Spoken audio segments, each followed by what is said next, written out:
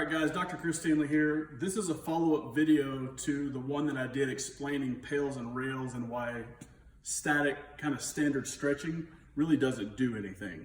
It may give you a little temporary relief of tension or pain, but inevitably that tension and pain will usually come back because we haven't actually changed the central nervous system's messages that are going to the tight muscle. So right now we're applying this to the hamstring because I just feel like that's probably the muscle that most people complain about being tight. This concept though, it works for tight calves, tight quads, tight shoulder, whatever, okay? So I'm gonna be showing you how to do PAILs and rails for your hamstring. This is just one way to do it, but it's a way that I like it the best and it tends to work best for my patients. It does require a little bit of equipment. And if you're like, I don't want to buy any equipment, then you probably don't want to get better either. You got to usually kind of invest in some stuff. If you've got tight hamstrings, I would say getting a power band and finding a place to attach it. Doesn't mean you have to have a squat rack. You can usually attach it to a doorknob or bedpost or whatever. But these things are super helpful for doing stuff like this. This is just a standard power band. You can buy them on Amazon. They're fairly inexpensive. They come in multiple, you can see over here we've got multiple colors. Red is the easiest, then it goes black and then purple and then green. So these things are relatively inexpensive, and if it's, we go through them pretty fast in the clinic because we're working with lots of people, but they'll last you a long time. So anyway, I'm gonna tie this to the squat rack here, okay? Just super simple, nothing crazy. And then I'm gonna lay down on the floor. And if you watch that other video, if you haven't watched it, I encourage you to do it. But if you remember, I was showing you PAIL contraction and rail contractions for improving hamstring flexibility. So the way that we work this now is I would put the back of my heel into the band. And remember, my PAIL contraction is me contracting my hamstring to try to bend my knee. It's an isometric. Remember, PAIL stands for progressive angular isometric loading. Isometric means you are contracting the muscle, but the joint doesn't move, okay? So I am driving my heel into the band. So it would look like this without the band. I'm driving my heel down, trying to bend my knee. So I get my heel into that band, and I'm just gently, with maybe 25-30% of my effort, I'm driving that heel into the band, and I'm gonna hold it for 25 to 30 seconds.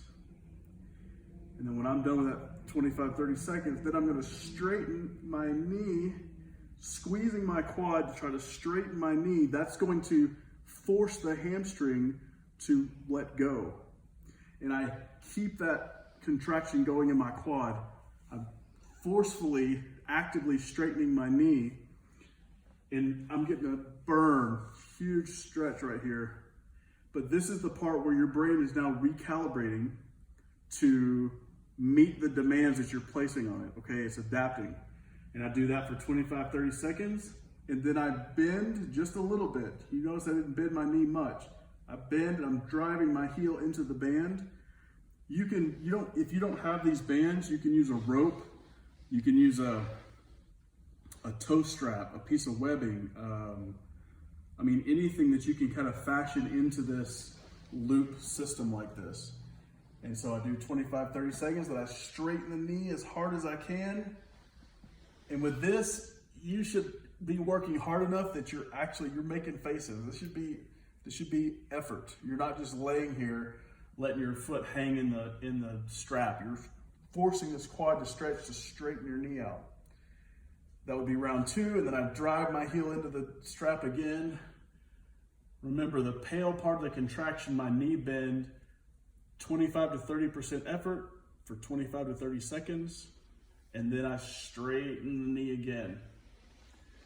And I've got this much flexibility because I work on this stuff. But if you can't get your foot that high above you, then you scoot closer to whatever your apparatus is connected to, and then it puts less pull on your hamstring. But if you're not getting a stretch, if this isn't uncomfortable, then you're not doing it right. It should be just uncomfortable enough to tolerate, but it shouldn't be cake. It shouldn't be easy, okay? So I would have my patients doing that particular PAIL and rail combo, and they're always alternating. You do a PAIL contraction, then followed by a rail contraction. Each one's 25 to 30 seconds. I have my patients do 3 rounds because we're usually trying to work on some other stuff at this in their visit. But you can do 10 rounds, 20 rounds back to back. You can literally do that for an hour if you wanted to. Nobody's gonna do that, but the more you do it, the faster your brain and your nervous system recalibrate. And should you do it every day? Absolutely do it every day. The more you do it, the more often you do it, the faster the changes come. This will actually change your muscle length. It will actually change your muscle flexibility. Static stretching will not. You know, throwing your leg up on the coffee table and just bending over, yeah, you get a hamstring stretch, and it'll temporarily maybe give you some improved flexibility for the next 15, 20, 30 minutes. But long term, it is not gonna do jack crap to actually improve your flexibility. Using PAILs and rails on a continual basis, it's not a quick fix, but it is a sure fix. It will absolutely change your muscle flexibility. And again, you can apply it to whatever joint.